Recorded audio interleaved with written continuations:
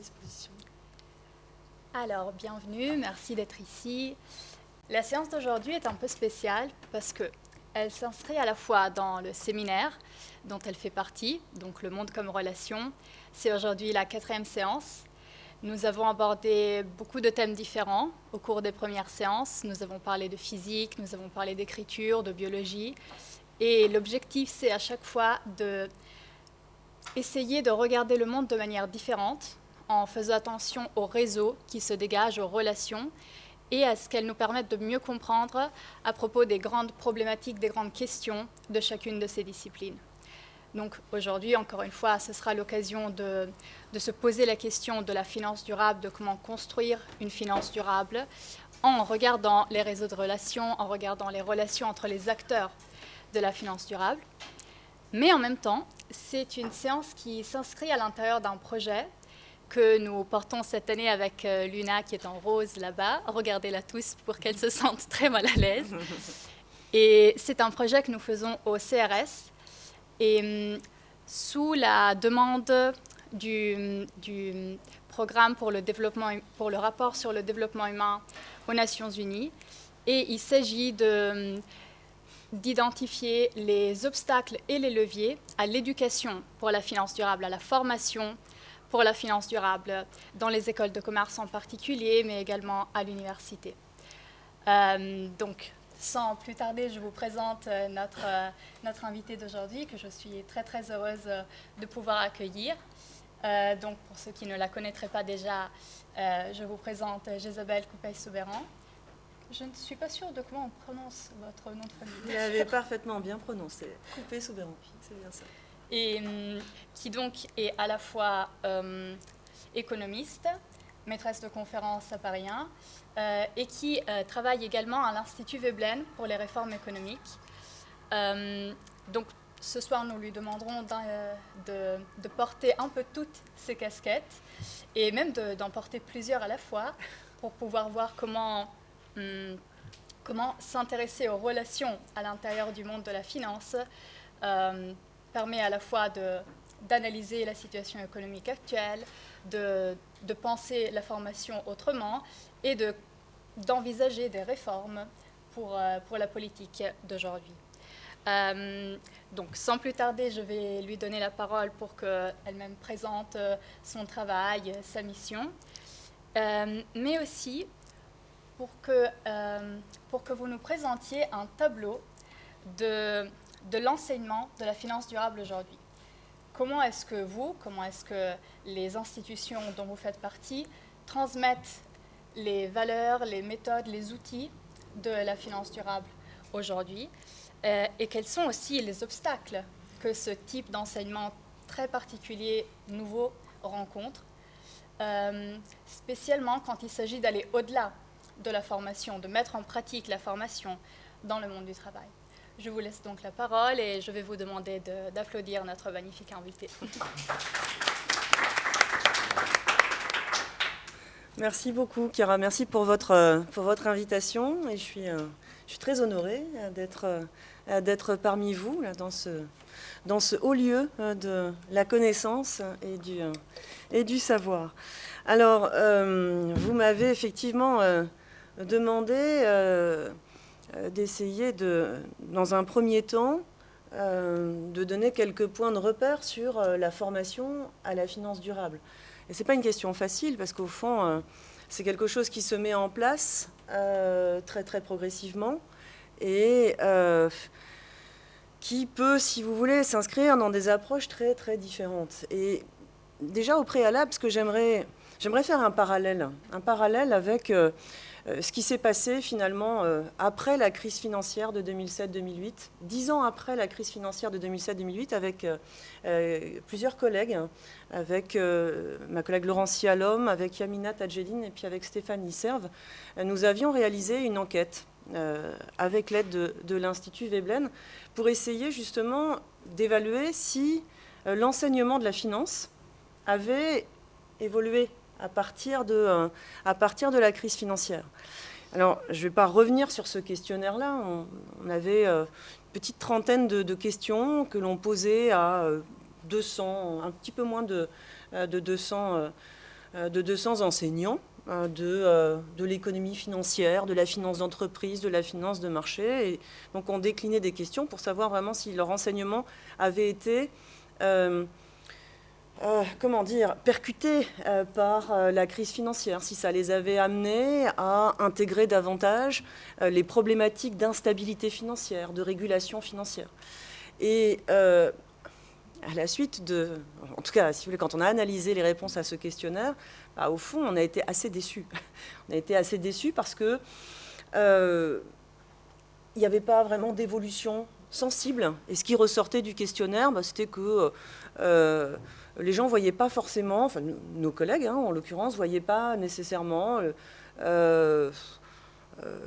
besoin de faire évoluer leur enseignement, de s'écarter un peu de la finance quantitative telle qu'elle était largement enseignée à travers la théorie de l'efficience, etc. Voyait pas trop la nécessité d'intégrer des aspects comme les théories de l'instabilité financière de Fischer et Minsky, etc.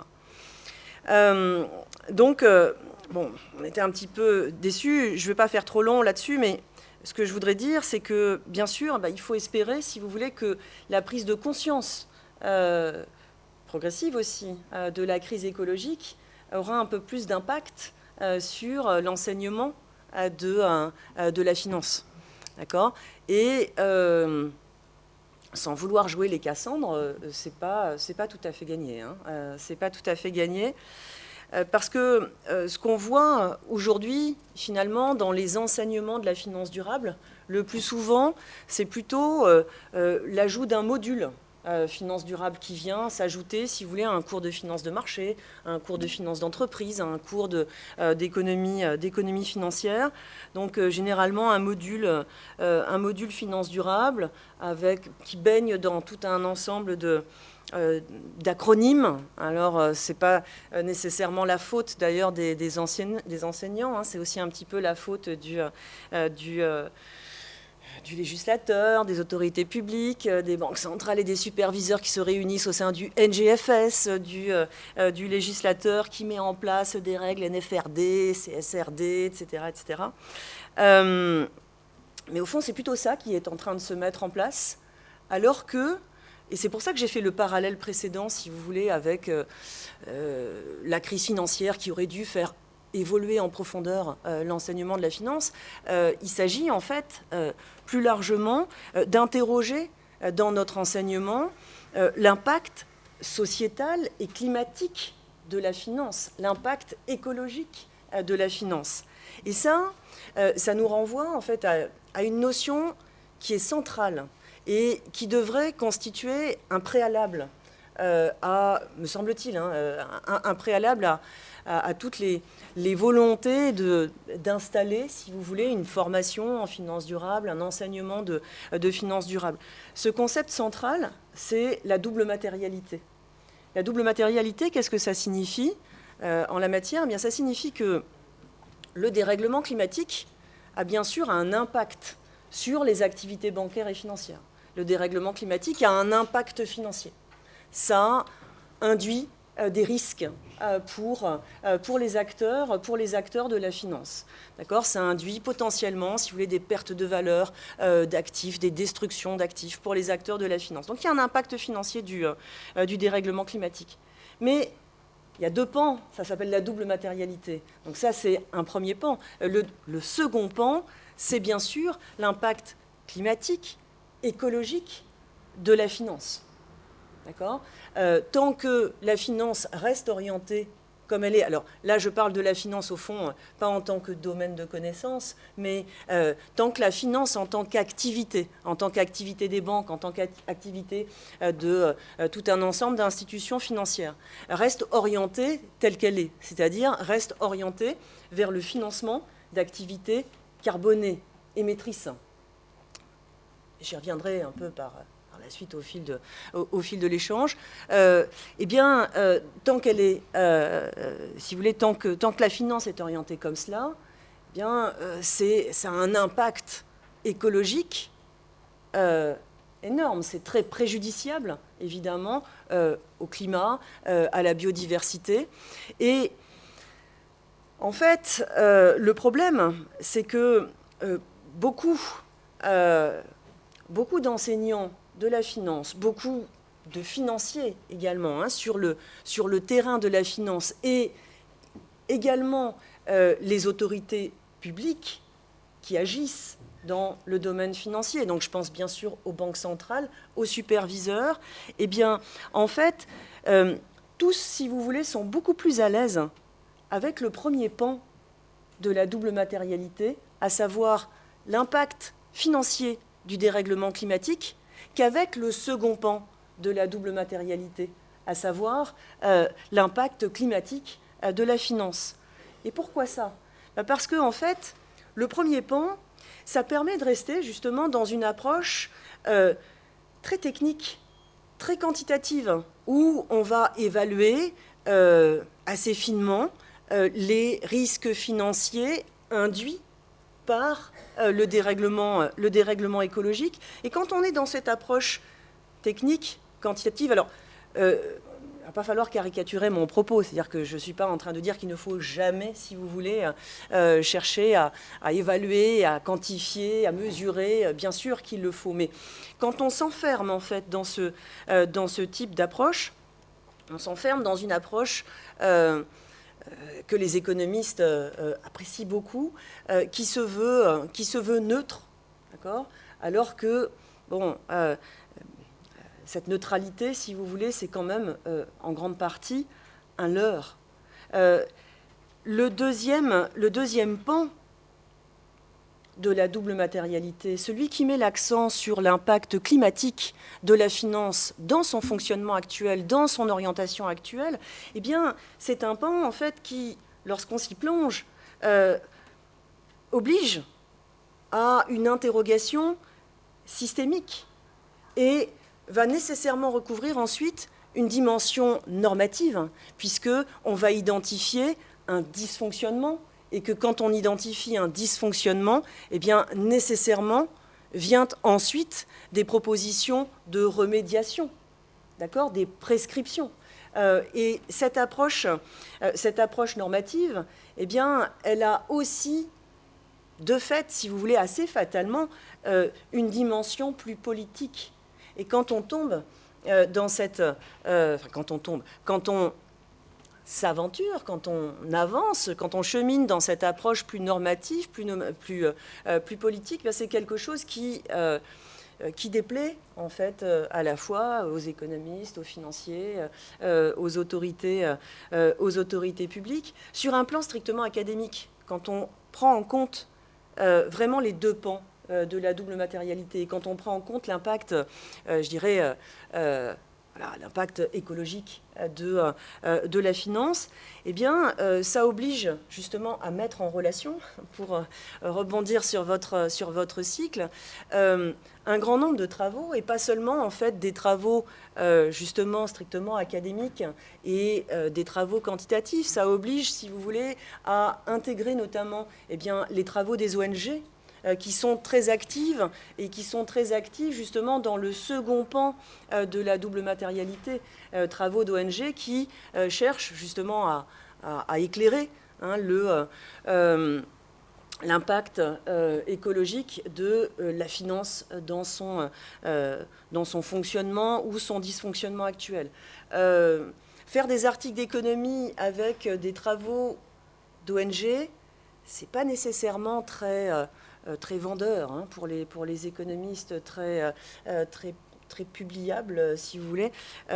C'est ce qu'on appelle ce genre de travaux, c'est de la littérature grise pour les économistes. Donc, voilà, si vous voulez, je crois que au fond, le grand risque, à mon avis,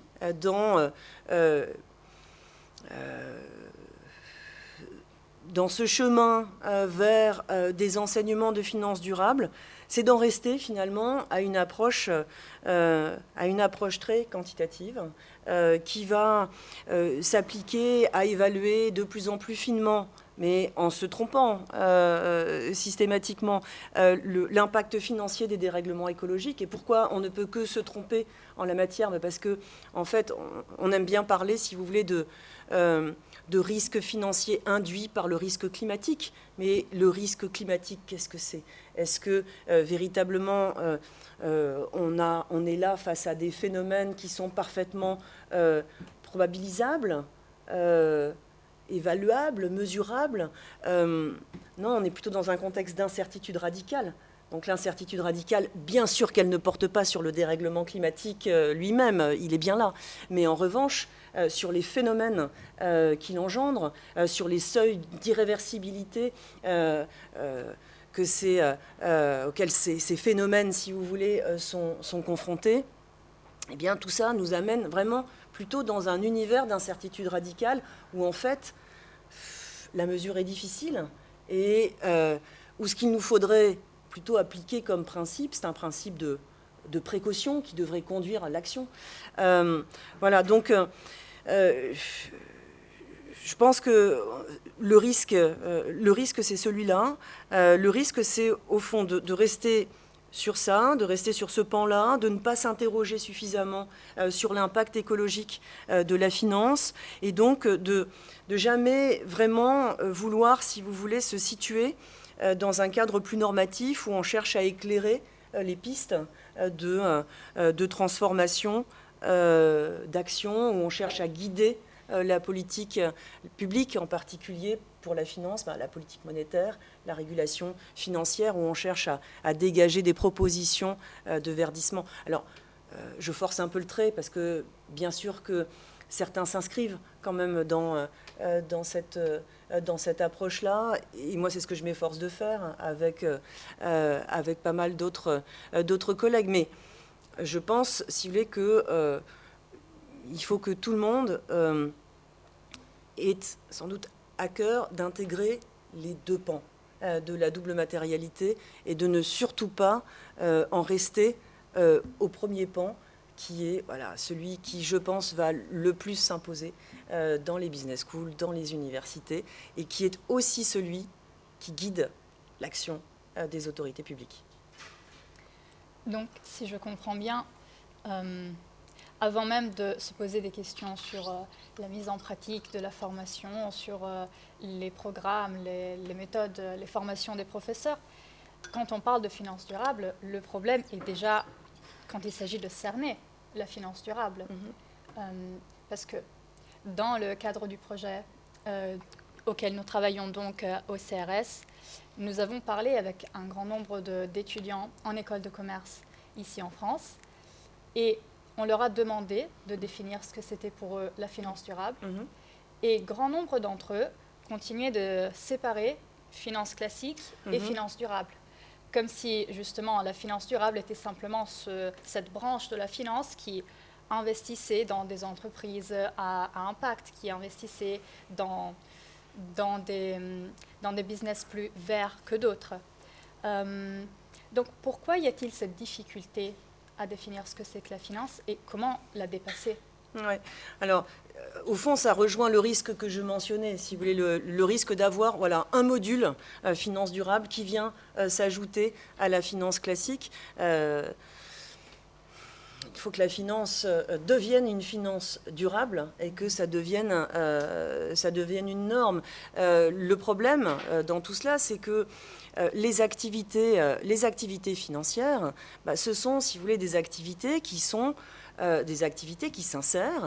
dans un système capitaliste où l'objectif, c'est faire de l'argent avec de l'argent. Donc, c'est finalement compliqué d'insérer ça dans une recherche de compatibilité avec les limites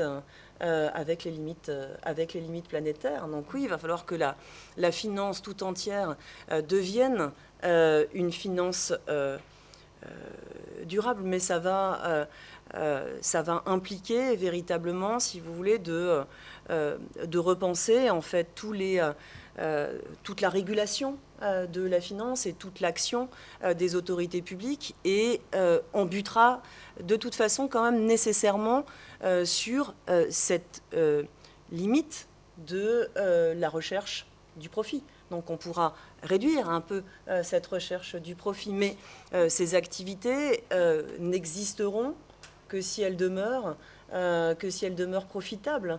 C'est leur vocation. D'accord. Ce qui veut dire que les transformations monétaires et financières à opérer pour permettre justement à notre système monétaire et financier d'être orienté à la fois vers la transition écologique et ensuite de respecter les limites planétaires, c'est pas quelque chose qui va se limiter, si vous voulez, à une transformation de l'activité des acteurs privés. Je pense qu'il va falloir rentrer un peu plus fortement dans les arcanes, en fait, de notre système monétaire et financier, et aller jusqu'à repenser, en fait, notre système monétaire, les modalités de la création monétaire pour rendre possible des réalisations non rentables, alors que notre système aujourd'hui est entièrement orienté vers la réalisation d'activités rentables. Donc, en quelque sorte, il s'agit d'un problème de relation dans lequel tout changement est pris dans un système, dans un réseau qui ne change pas à la même vitesse. Et justement, à ce propos, je voulais vous poser la question des relations qui unissent les différents acteurs de la finance et qui bloquent le changement, mais qui pourraient aussi le permettre. En particulier, nous avons pas mal pris le point de vue de l'étudiant qui se forme à la finance, qui a envie de s'engager pour la transition, qui a envie de travailler dans la finance durable, pour la finance durable, si elle n'existe pas encore, et qui se retrouve face au problème qu'il n'est jamais seul, du coup qu'il doit prendre en compte dans ses choix tout un système autour de lui, tout un marché, tout un ensemble d'entreprises. Et en même temps, il se sent complètement seul. Parce que vous avez parlé de changement de normes, mais qui n'a pas encore été réalisé. Du coup, l'étudiant qui veut s'engager pour le changement se sent seul face à un système qui ne change pas. Alors, ma question porte sur l'importance des réseaux dans ce contexte. Est-ce que pour combattre justement ce déséquilibre entre les acteurs de changement qui semblent être isolés aujourd'hui et le système qui, s'il change, doit changer tout entier, est-ce que la construction de réseaux peut être une réponse? La construction de réseaux entre investisseurs, entre entreprises, mais également entre élèves, entre anciens élèves. Oui, bien entendu. Enfin, je pense que c'est absolument indispensable. C'est-à-dire qu'il faut mettre en relation les différents acteurs, il faut mettre en relation les professionnels du secteur bancaire et financier qui pour certains sont animés quand même par une volonté de changement. Hein. Il y a du conservatisme, mais il y a également quelques acteurs qui sentent la nécessité du changement. Donc il faut installer le dialogue entre eux, les professionnels du secteur de la finance, des académiques, des institutionnels, des ONG, et faire dialoguer vraiment ces acteurs pour comprendre, si vous voulez, pour identifier les obstacles au changement et pour orienter tout le monde dans la même direction. Nous, c'est ce qu'on essaie de faire en fait à l'Institut Veblen, où je suis conseillère scientifique. On essaie de créer des événements, de monter des séminaires où à chaque fois on essaie d'installer un professionnel du secteur de la finance, un institutionnel, un académique. On fait la même chose à la chaire énergie et prospérité, où on essaie d'installer ce dialogue. Et il faut bien sûr à chaque fois qu'il y ait des institutionnels présents, des représentants dans le domaine financier, des représentants de la supervision, des représentants des banques centrales. Donc oui, on a absolument besoin on a absolument besoin de ce dialogue pour confronter les visions. Mais je crois, si vous voulez, que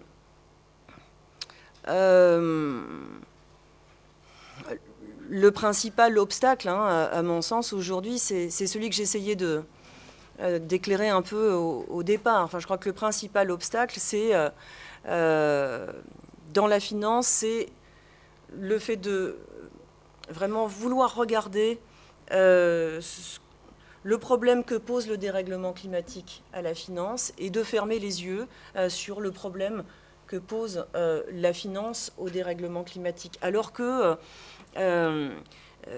bien sûr que la finance doit jouer un rôle absolument moteur dans la transition. Quand on écoute justement lors de ces conférences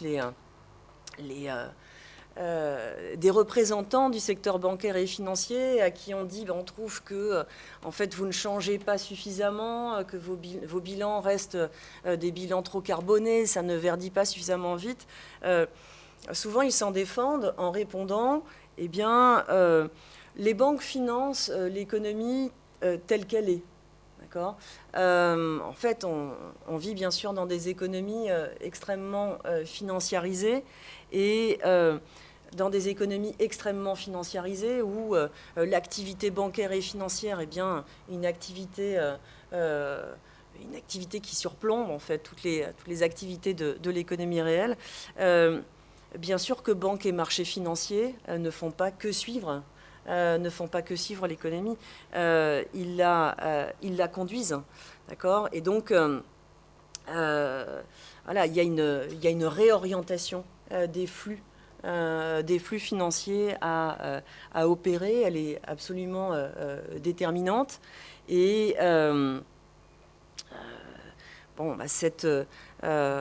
après, si vous voulez, la discussion doit vraiment porter sur les modalités de cette réorientation.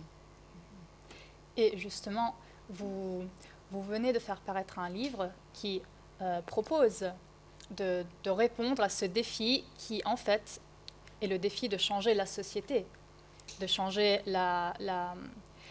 l'économie financière, mais de changer aussi les normes sociales, de changer le monde dans lequel va s'insérer la finance durable et à suivre la transition.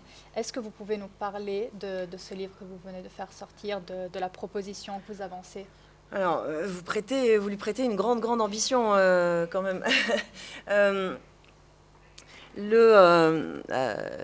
Bien sûr, si vous voulez, cet ouvrage repose sur une certaine vision du monde. C'est-à-dire que ce que nous disons au préalable, c'est que si on veut bifurquer vers un modèle de société où l'objectif, ce n'est plus un objectif de croissance, de rentabilité, mais où l'objectif devient la satisfaction de nos besoins en les insérant dans les limites planétaires et des limites de justice sociale, eh bien, il nous faut opérer une transformation monétaire.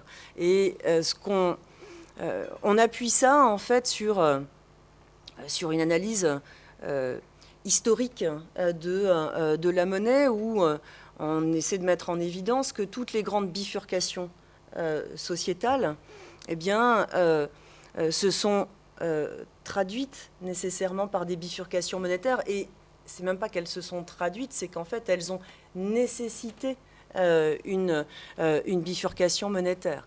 La monnaie telle qu'on la connaît aujourd'hui, celle que nous utilisons, vous et moi, c'est une monnaie qui est créée par les banques.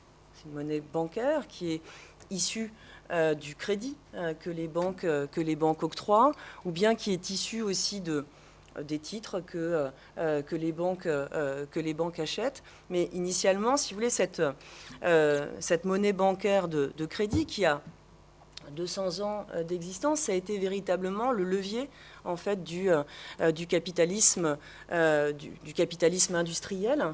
La mutation de la monnaie bancaire avec justement cette création cette création monétaire cette mode de création monétaire par les banques qui a changé quand les banques ont transformé leur modèle d'activité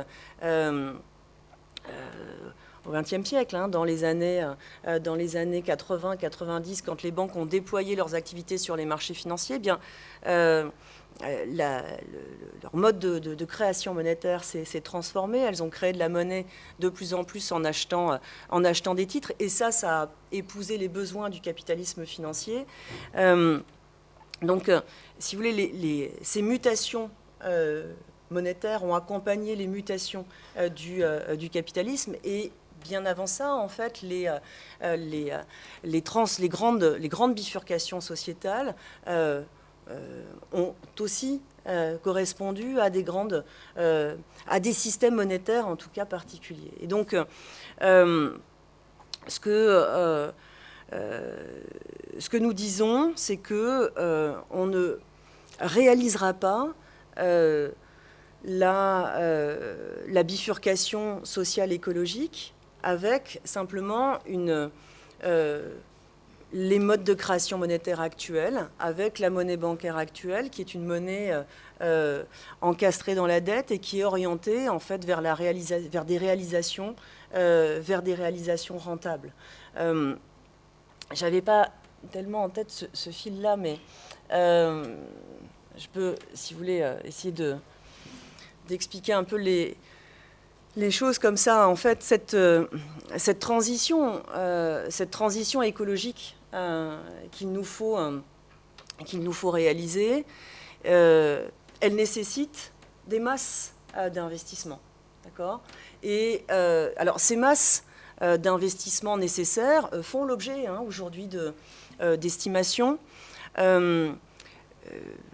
L'ordre de grandeur que l'on a dans le débat public sur le besoin d'investissement nécessaire, supplémentaire dans la transition écologique, c'est-à-dire le manque d'investissement dans la transition écologique, c'est un ordre de grandeur qui est autour de 2 à 3 points de PIB. C'est-à-dire que quand on regarde, si vous voulez, les rapports sur ces questions-là, je pense notamment au rapport de Jean Pisani-Ferry et Selma Mahfouz, ou aux travaux de l'Institut I4C, l'Institut pour le climat I4C, eh bien, ils estiment qu'on n'investit pas suffisamment dans la transition écologique et qu'il manque l'équivalent de 2-3 points de PIB d'investissement annuel, donc entre 50 et 60 milliards d'euros, par exemple, dans un pays comme la France, d'investissement annuel supplémentaire nécessaire jusqu'à 2030.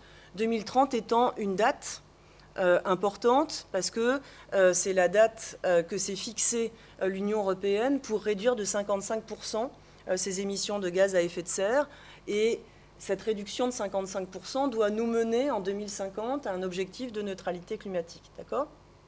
Et donc, ces estimations considèrent qu'il nous manque 2-3 points de PIB d'investissement supplémentaire pour arriver à tenir cet objectif de réduction de 55% des émissions de gaz à effet de serre. Alors, ces estimations, elles sont importantes, d'accord ? Il ne faut pas les négliger, mais alors,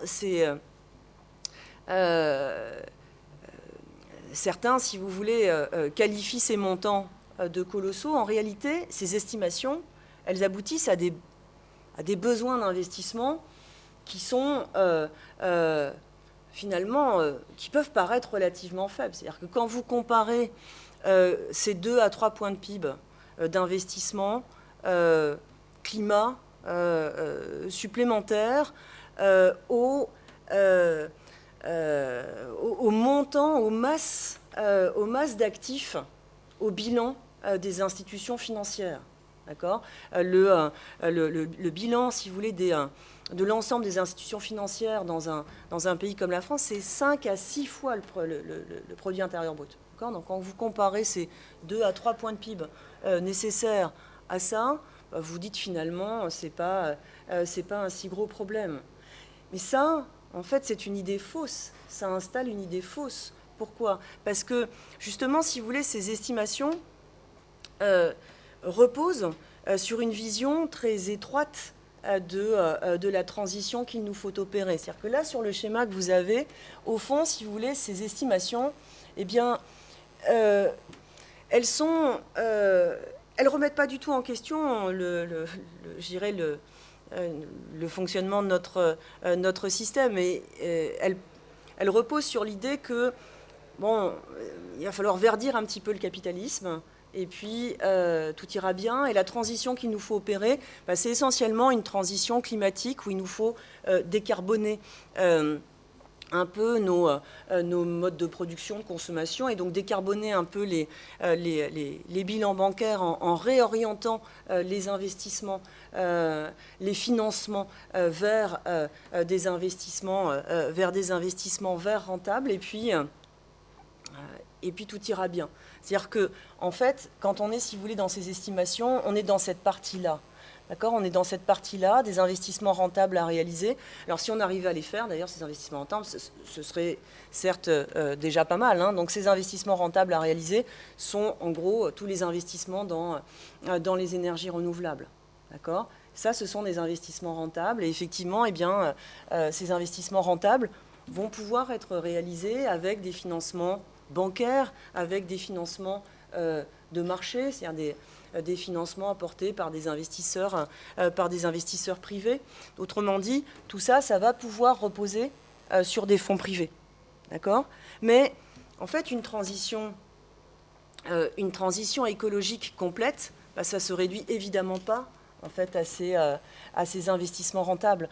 Il y a également une masse d'investissements moins rentables ou non rentables, et que l'on n'estime pas, si vous voulez, qui sont généralement en dehors de ces travaux d'évaluation. Alors, je dirais qu'il y a entre le rentable et puis le non rentable, il y a quelque chose un peu à mi-chemin, avec des investissements à rentabilité incertaine ou bien à long terme. Si vous pensez à tous les programmes de rénovation thermique, ou même les rénovations thermiques qu'en tant que particulier on peut vouloir opérer, tout ça, ça coûte, ça permet des économies d'énergie, mais au bout d'un certain temps, d'accord ?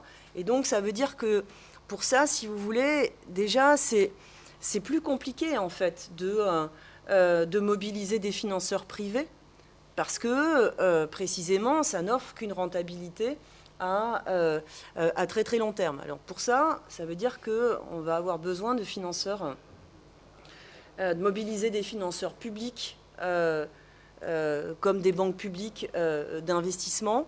Et ça implique déjà un peu plus de fonds publics que ce qu'on a dans ces évaluations. Et puis, au fond, c'est là où j'arrive plutôt à mon ouvrage, mais c'était pour vous expliquer un peu où est-ce que ça s'inscrit. Même si on arrivait, au fond, à faire ces deux grandes masses-là, c'est-à-dire que si on arrivait à mobiliser davantage les banques, les marchés financiers, ce qui implique déjà pas mal en fait de politiques publiques volontaristes. Il faut que les banques centrales, les superviseurs verdissent davantage leur cadre d'action, c'est-à-dire mettent en place par exemple pour les banques centrales, des modalités de refinancement qui soient plus avantageuses pour les banques qui investissent dans le vert que pour celles qui investissent dans le brun. Pour le régulateur, il faut sans doute aussi en passer par un verdissement des règles plus fort que ce qu'on observe aujourd'hui. Mais vous voyez, même si on arrivait à faire ça, qui implique des politiques beaucoup plus volontaristes que ce qu'elles sont aujourd'hui, et si on arrivait à mobiliser davantage des banques publiques d'investissement, au fond, on serait pas encore pour autant dans une transition complète, parce que si on veut être dans une transition complète, il faut vraiment qu'on intègre en fait tous les investissements de réparation de la nature, tous les accompagnements sectoriels, sociaux qu'il faut mettre en place. Et là, on entre en fait dans la zone des investissements non rentables. Alors, comment on finance le non rentable ? C'est la question qui m'intéresse. C'est comment est-ce qu'on finance le non rentable dans la transition actuelle. Alors, ça revient, si vous voulez, c'est une autre façon de se poser la question. Ça revient à se dire quelle est en fait la part des investissements absolument indispensables qu'il faut subventionner pour arriver à transformer l'économie. Et ces subventions, nécessairement, ce sont des fonds publics. D'accord ? Comment est-ce qu'on arrive à mobiliser les fonds publics ? Donc, certains considèrent qu'il faut simplement, par exemple, desserrer le cadre budgétaire européen et permettre aux États de s'endetter davantage. Ça pose la question de savoir si on peut continuellement ajouter de la dette à la dette, même si l'État est un emprunteur particulier qui fait pas, a priori, qui ne fait pas facilement faillite. Il peut quand même être exposé à une crise budgétaire, à une crise de dette souveraine, à force d'ajouter de la dette à la dette. Et la dette, ce n'est pas un instrument complètement neutre. La dette, c'est un rapport de dépendance. D'accord ? Donc, quand les États veulent accorder, admettons, veulent redéployer des subventions, veulent subventionner la transformation écologique, ils veulent le faire en empruntant sur les marchés, eh bien, c'est nécessairement en se soumettant, en fait, aux exigences du marché. Est-ce que ces fonds publics, on peut les mobiliser davantage par l'impôt, par une réforme fiscale en profondeur? Alors, bien sûr qu'il ne faudrait pas se priver, en fait, de réformer la fiscalité. Mais là encore, si vous voulez, ça pose la question des marges de manœuvre, en fait, en la matière. Est-ce qu'on dispose vraiment de beaucoup de marges de manœuvre en matière fiscale? Nous disons, eh bien, si les marges de manœuvre sont limitées au niveau de la dette, si les marges de manœuvre sont limitées au niveau de la fiscalité, eh bien, essayons de trouver des marges de manœuvre dans le levier monétaire. D'accord ? Et c'est là où on introduit cette idée, on n'est pas les seuls à le faire, mais le schéma est peut-être un peu différent de ceux qui ont été proposés avant. Nous, ce que nous disons, c'est, au fond, la création monétaire de la Banque centrale, c'est toujours une création monétaire ex nihilo. Alors, aujourd'hui, dans son mode actuel, elle repose soit sur des prêts aux banques commerciales. Elle a beaucoup reposé pendant la gestion de crise sur des achats de titres. Ajoutons à ces modes-là un mode de création monétaire. Ne reposons pas sur la dette, ne reposons pas sur des achats de titres, c'est-à-dire en fait désencastrer de la dette et désencastrer des marchés financiers. Et ça donne, si vous voulez, ça donne un schéma de ce type-là où on a un institut d'émission à installer soit à l'intérieur de la Banque centrale, soit à l'extérieur. Alors tout dépend de la distance que l'on met par rapport au traité. Si on ne veut rien changer au traité, si on veut fonctionner avec une banque centrale indépendante, on l'installe à l'intérieur. Si on veut fonctionner dans un schéma un peu plus idéal, eh bien, on le met à l'extérieur. Et cet institut d'émission qui évalue le besoin d'investissement non rentable demande à la Banque centrale d'émettre une encaisse de monnaie, d'émettre de la monnaie sans dette, qui va aller en fait à, on va dire, si vous voulez, une société financière publique qui n'est pas une banque, qui est une institution financière chargée d'allouer des subventions. On l'appelle caisse de développement durable et elle peut fonctionner en réseau à une échelle européenne, nationale, locale. Et cette caisse de développement durable qui dispose donc de l'encaisse créée par la Banque centrale peut ainsi ensuite allouer des subventions à tout un ensemble d'acteurs, d'ailleurs des acteurs aussi bien privés que publics, porteurs en fait de projets qui ont la caractéristique d'être des projets indispensables à la transformation sociale et écologique, sur la base de critères sur lesquels il faut s'entendre, bien entendu, et qui ont la caractéristique d'être non rentables.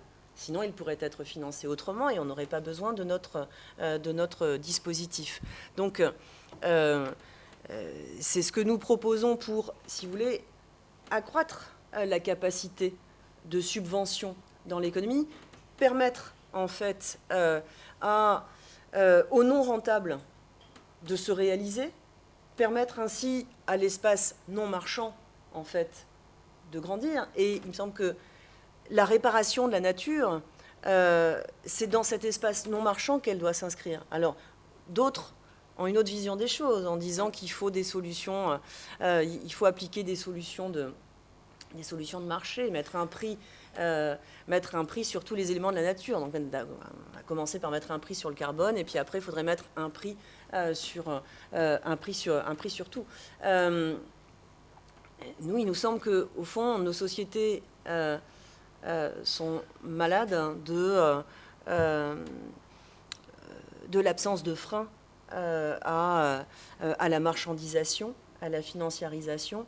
Et donc, ce qu'il nous faut essayer plutôt de déployer, c'est cet espace non marchand. Et donc, c'est un dispositif monétaire qui favoriserait cet espace non marchand. Donc, voilà, l'idée, si vous voulez, c'est ça. C'est une création de monnaie sans dette, légale. Ce serait, pour ce qui nous intéresse, par exemple, des euros. D'accord ? Ce ne sont pas des euros parallèles, ce sont des euros créés par la Banque centrale. En dehors d'une dette, en dehors d'un achat de titres, qui va à une société financière publique, Caisse de développement durable, dont la mission est d'allouer des subventions à des acteurs porteurs de projets indispensables à la transformation sociale et écologique, mais non rentables. Il faut bien sûr deux choses, puis après, il faut qu'on soit dans le dialogue, mais il faut une gouvernance démocratique pour tout ça. C'est-à-dire que dans l'idéal, si vous voulez, notre institut d'émission, eh bien, il faut qu'il soit gouverné par un ensemble de parties prenantes, des représentants politiques, mais également des représentants de la société civile, des scientifiques, des climatologues, etc. Et pareil pour la Caisse du développement durable. Donc ça, c'est un aspect de gouvernance important dans le dispositif et que nous étudions dans l'ouvrage. Et puis, après, sur un plan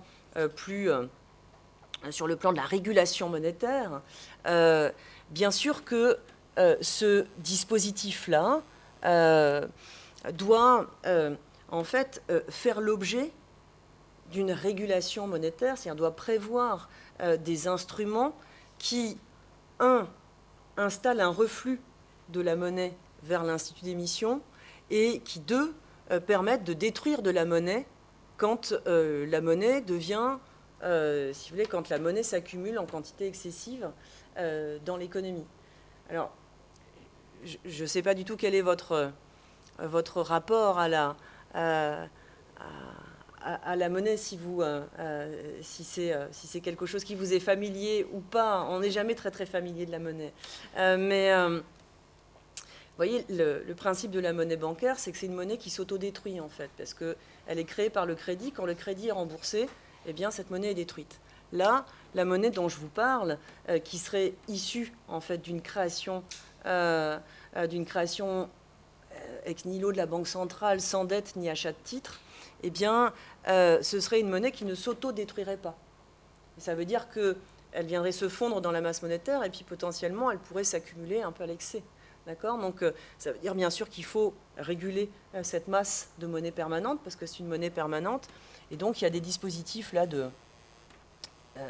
des dispositifs de reflux de cette monnaie vers la Caisse de développement durable qui peut ainsi potentiellement en rendre à l'Institut d'émission et qui peut en faire détruire par la Banque centrale. Et outre ces instruments de reflux, eh bien, on a également toute une batterie d'instruments monétaires plus ou moins classiques qui permettent en fait de détruire de la monnaie quand c'est nécessaire. Donc, je dis ça parce que souvent, si vous voulez, la remarque qui vient, c'est « Ah, mais ce que vous nous proposez, c'est la planche à billets, c'est de la planche à billets à gogo. » Ben non, c'est pas ça. En fait, c'est pas une planche à billets à gogo, c'est de la création monétaire par la Banque centrale, qui a déjà créé beaucoup de monnaies, mais selon des modes différents, et c'est une création monétaire affectée. Affectée à quoi? À l'indispensable non rentable, qui fait l'objet qui fait l'objet nécessairement d'une régulation monétaire. Donc c'est un dispositif d'émission de monnaie légale sans dette, affectée et contrôlée. Voilà.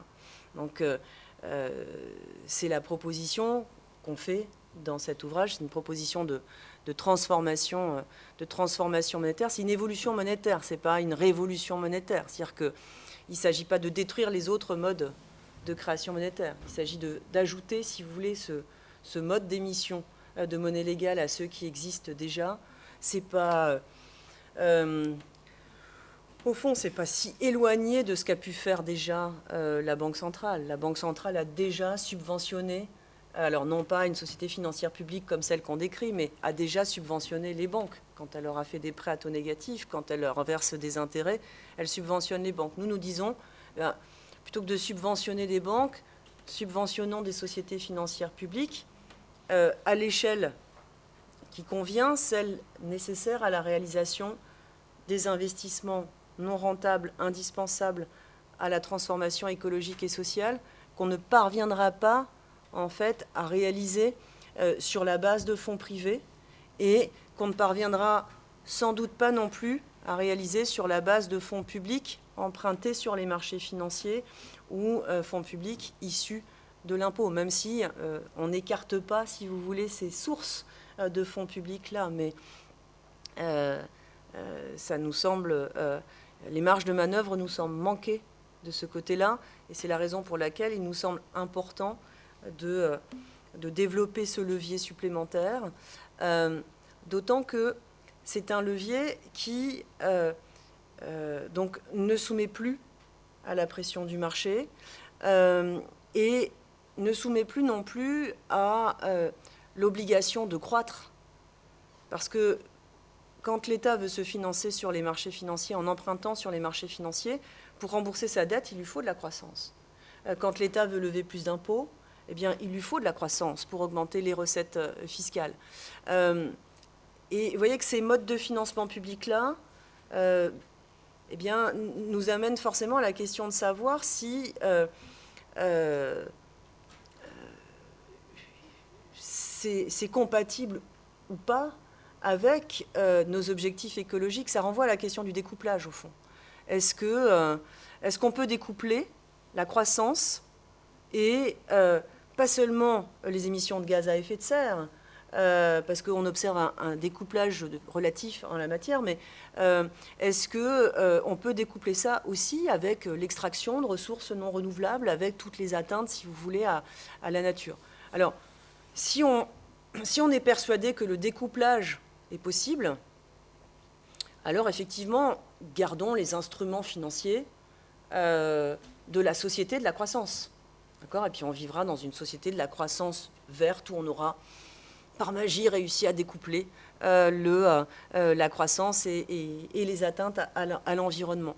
Si on ne croit pas, au découplage, et on est quand même, si vous voulez, un certain nombre à ne pas croire à un découplage à grande échelle, au-delà d'un découplage relatif au niveau des émissions de gaz à effet de serre, alors, eh bien, il nous faut trouver des modes de financement public qui n'enferment pas dans une injonction à croître, parce qu'on va devoir sortir en fait des sociétés de la croissance. Et donc, ça ne veut pas nécessairement dire qu'il nous faut décroître. Je crois qu'il nous faut surtout dépasser l'objectif de croissance, c'est-à-dire arriver à nous projeter dans des sociétés post-croissance où l'objectif, c'est plus la croissance, mais c'est la satisfaction des besoins en respectant les limites planétaires et en respectant l'humain. Et ce mode de création monétaire-là, eh bien, il s'inscrit dans cette perspective. C'est-à-dire que... alors, ça ne veut pas dire, si vous voulez, que c'est quelque chose qui ne génère pas de croissance, parce qu'au fond, la monnaie qu'on introduit là, qui sert à réaliser des investissements non rentables, si, admettons, ça permet de rénover, de rénover ce bâtiment. D'accord, qui en a besoin un peu, vous en convenez. Les artisans qui seront mobilisés, comme nos universités, les artisans qui seront mobilisés pour le faire, bah, ils vont recevoir de la monnaie. Et eux, ensuite, on ne sait pas ce qu'ils vont faire de cette monnaie qui va circuler. Et en tout cas, ça va générer des dépenses, une cascade de dépenses. Donc, oui, ça génère potentiellement, si vous voulez, ça génère de la croissance, ça génère même un effet rebond qu'il faut arriver à contenir, d'accord. Donc c'est pas, si vous voulez, c'est pas un dispositif décroissantiste en soi. Cependant, eh bien, ça permet en fait de d'étendre l'espace, ça permet d'étendre l'espace non marchand, d'en passer moins par les leviers monétaire et financier de l'espace marchand. Et en ça, ça met un frein à la marchandisation et ça met un frein aussi à la financiarisation parce qu'on n'en passe pas par des solutions financières. Si j'ai une petite minute encore pour... vous voyez, par exemple, si comme solution de finances publiques alternatives, on se disait, bon, là, ce que vous nous racontez, c'est quand même un peu... c'est un petit peu trop loin de ce que font les banques centrales aujourd'hui. Moi, je ne pense pas que ce soit si loin, mais on peut le voir comme ça. On peut voir ça comme quelque chose d'éloigné. En revanche, quelque chose qui serait moins éloigné, au fond, c'est une sorte de QE vert. Le quantitative easing, ça vous dit quelque chose? Le quantitative easing sont les achats de titres que les banques centrales ont opérés pour gérer la crise financière, puis la crise sanitaire. Donc, elles ont acheté des titres de dette publique, surtout. D'accord ? Ça a facilité le financement des États qui ainsi ont pu accroître les dépenses publiques pour gérer crise financière et crise sanitaire. On peut se dire, pourquoi ne pas verdir ce dispositif-là? On fait du QE vert. Les États empruntent sur les marchés financiers pour financer des transformations écologiques. La Banque centrale rachète les titres aux investisseurs privés. Et ainsi, bien, ça permet d'abaisser le coût de financement des États et ça leur permet de se financer plus facilement. Oui, on peut le faire et ce serait sans doute mieux que rien, d'accord. Mais en fait, c'est précisément, si vous voulez, le type d'instrument qui approfondit le capitalisme financier, d'accord, qui enrichit les investisseurs privés, qui a les mêmes conséquences que le quantitative easing pas vert, plus d'inégalités, potentiellement de l'instabilité financière dont on pourrait faire les frais dans les prochains mois. Donc, voilà, ça c'est une solution de verdissement, au fond, de la politique monétaire, de la création monétaire de la Banque centrale, mais une solution qui s'inscrit, en fait, sans s'en revendiquer, mais qui s'inscrit dans un approfondissement du capitalisme financier. D'accord ? Nous, ce que nous proposons, c'est une solution qui n'approfondit pas le capitalisme financier, qui est davantage orientée vers la transformation sociétale. Et cette transformation sociétale, c'est une transformation sociale et écologique. Je pense que finalement, je ne lui prêtais pas trop d'ambition à cette proposition. Au contraire, j'ai très hâte de voir aussi la manière dont vous réagirez. Est-ce que vous pouvez remettre la diapositive avec le livre? Oui. Comme ça, pour ceux qui n'en auraient pas entendu parler, comme ça, vous avez l'image et vous pouvez vous y référer. Avant de lancer le débat, j'ai justement une question sur cette proposition, sur le type de changement qu'elle propose, parce que justement, elle s'insère dans une certaine vision du rôle du secteur public, du rôle de la société civile. Et justement, cela me permet de relancer la question de la responsabilité des différents acteurs impliqués dans cette proposition, par exemple. Surtout parce que vous avez parlé de la difficulté de parler avec les représentants des grandes banques, par exemple, du rôle que la finance a à jouer dans la transition. Et donc, est-ce qu'à votre avis, le rôle des grands acteurs financiers, publics, sociétés privées, relève de la responsabilité? Et je vous pose la question parce que, au niveau individuel, on est très très conscient de notre responsabilité aujourd'hui, culturellement, générationnellement. On est très conscient de l'importance de la prise de conscience, de notre propre empreinte carbone. Mais est-ce que ce type de modèle, à votre avis, s'est importé dans le monde de la finance? Est-ce que c'est le type de modèle qui pourrait permettre au monde de la finance de changer, ou est-ce qu'il n'est pas applicable à ce type d'acteurs, au contraire? Alors, si,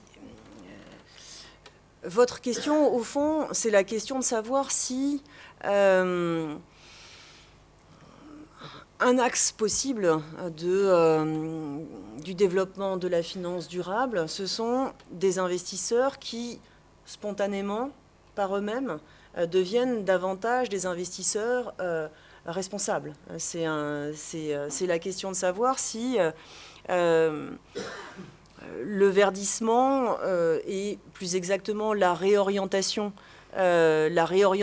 des financements vers les investissements dont on a besoin peut être quelque chose de spontané, ou en tout cas quelque chose reposant sur la prise de conscience des investisseurs qui ainsi deviendraient de plus en plus responsables. Je l'interprète correctement ou pas vraiment? Si, justement, de savoir si c'est viable ou si au contraire, il faut plutôt regarder du côté des régulateurs, si au contraire ce n'est pas le bon modèle. Exactement. Donc, effectivement, si vous voulez, je pense que si on attend une sorte de verdissement spontané, une responsabilité croissante des investisseurs, on va attendre longtemps. Encore une fois, bien sûr que les banques et d'autres institutions financières vont essayer et le font déjà, essayer de verdir un peu leurs pratiques. Mais encore une fois, ce sont des entités dont l'objectif est la profitabilité. Ce sont des entreprises qui ne vivent que si elles sont profitables, rentables. Et donc, cette responsabilité que l'on attend, elle se heurte, d'accord, à cet objectif de profitabilité. Donc, ça ne viendra pas tout seul. Bien sûr qu'il faut, en fait, des politiques publiques fortes, d'accord. Donc, ça peut pas être une réorientation spontanée, en fait, des flux financiers reposant sur une responsabilité croissante des investisseurs privés ou des financeurs privés. Ça ne peut être qu'une réorientation provoquée par des politiques publiques, et des politiques publiques, après, si vous voulez, plus ou moins volontaristes. J'en ai pas beaucoup parlé, mais le problème, au fond, de la politique monétaire aujourd'hui dans sa façon, le problème des banques centrales, dans leur façon de concevoir leur action en matière écologique, c'est le même que pour les superviseurs. C'est au fond qu'elles s'enferment dans une approche dite par les risques, c'est-à-dire dans le premier pan de la double matérialité que j'évoquais en introduction. Elles s'enferment dans une approche où elles vont considérer les risques financiers induits par les dérèglements écologiques et où ça ne les amène pas à verdir beaucoup leur politique monétaire. C'est-à-dire que ce que verdissent les banques centrales aujourd'hui, c'est toute une batterie d'indicateurs.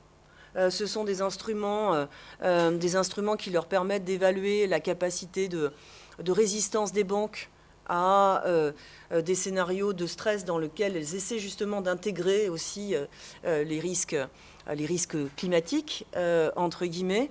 Mais ça ne va pas beaucoup plus loin que ça. D'accord ? Donc ça veut dire, si vous voulez, que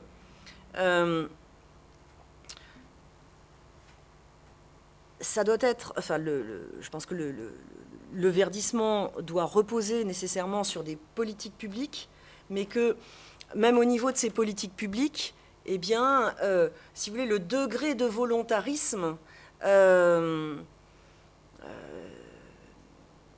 n'est pas si peut ne pas être suffisant.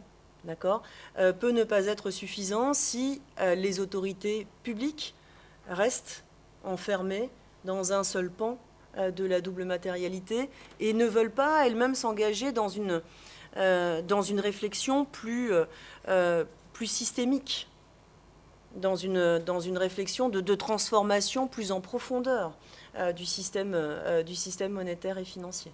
Et donc, même si vous voulez, en reconnaissant le fait que les fonds privés ne vont pas aller tout seuls, là, qu'ils ne vont pas aller tout seuls vers les investissements verts, et qu'il faudra donc verdir la politique monétaire, verdir la réglementation bancaire.